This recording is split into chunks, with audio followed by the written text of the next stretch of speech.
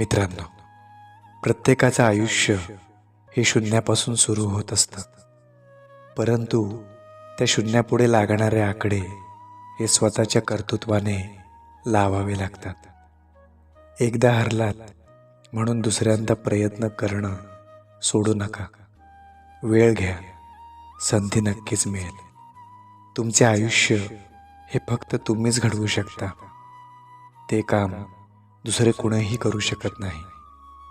जीवनातल्या युद्धभूमीवर स्वतःच अर्जुन आणि स्वतःच कृष्ण व्हावं लागतं. आपलं सामर्थ्य तेव्हाच कळतं जेव्हा आपल्याकडे लढा देण्याशिवाय दुसरा मार्गच नसतो. लोकांचं काय?